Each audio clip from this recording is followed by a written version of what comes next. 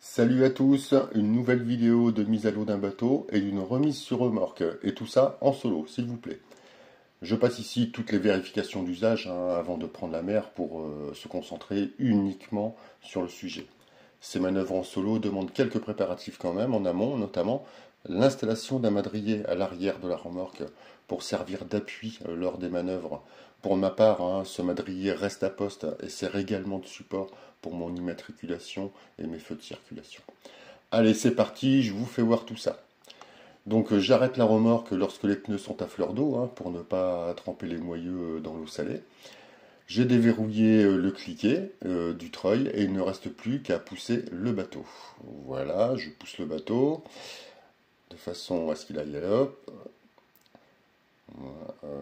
Oups, il veut pas y aller. Encore un petit coup de pouce et voilà. Là, voilà.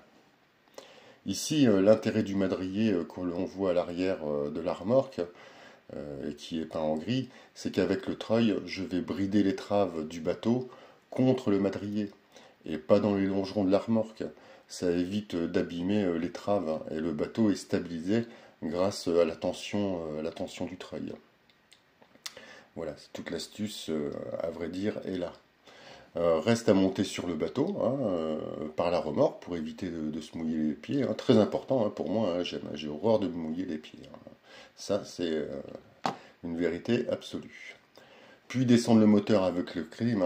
Le trim, et oui, évidemment, il a été monté à son maximum pour éviter qu'il touche la cale quand le bateau cabre lors de la descente de la remorque. Ensuite, démarrer le moteur. J'en profite pour vous rappeler les vérifications d'usage avant l'utilisation, donc carburant, huile et fonctionnement du système de refroidissement. Tout ça, c'est à minima. Voilà. Donc, appuyer avec le moteur sur le madrier pour donner du mou à la sangle pour pouvoir larguer le crochet par la suite et redresser à contre-courant. Nous verrons lors de la manœuvre de remise sur remorque l'importance de cette technique. Donc là, je largue le crochet. Non, là, je ne peux pas larguer le crochet. Il n'y a pas assez de mou dans le crochet. Je vais vers l'arrière pour remettre un peu de gaz. Mais finalement, juste mon poids à l'arrière du bateau a permis à l'étrave de monter un petit peu sur le madrier. Et ça me permet de pouvoir décrocher. Voilà, donc il ne me reste plus qu'à faire une marche arrière, aller m'amarrer au ponton, ensuite remonter la voiture et la remorque au parking. Voilà pour la mise à l'eau. On voit après une bonne journée en mer, eh bien il est temps de rentrer. Pour ça, je descends ma remorque pour mettre le bateau dessus. Ce qu'il faut savoir, c'est qu'il y a un fort courant, environ 3 nœuds. En solo, c'est pas facile à faire. Donc heureusement qu'il y a le madrier et le moteur pour m'aider dans cette manœuvre. Allez, c'est parti, je vous fais voir ça tout de suite. Avec un fort courant, il faut rester manœuvrant, d'où ma vitesse. Il faut savoir que 3 nœuds de courant, c'est 1,50 m par seconde, à la largeur du madrier. Mon objectif, là, c'est la droite du madrier. Regardez, le contact va se faire à gauche du centre de la remorque. Voilà, le contact est fait. Heureusement que le madrier a fait son office de pare-choc et évite l'étrave de s'encastrer dans les longerons. Là, je redresse avec le moteur en donnant de la barre sur tribord afin de redresser le bateau dans l'axe de la remorque et le stabiliser comme ça contre le madrier.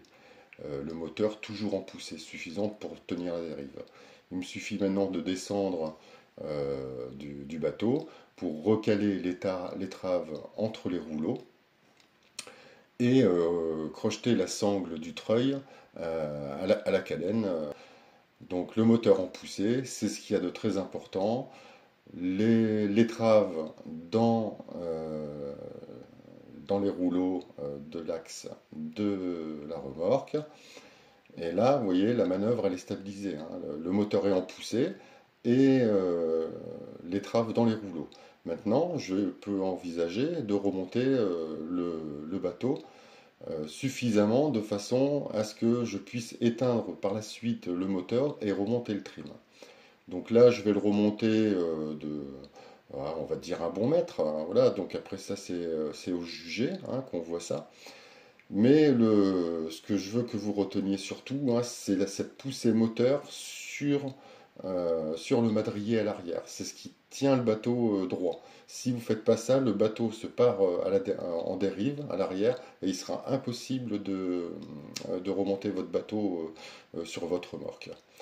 Donc là, une fois remonté sur le bateau, eh ben, je regarde, je restabilise, je jauge un petit peu les éléments, comment tout ça réagit.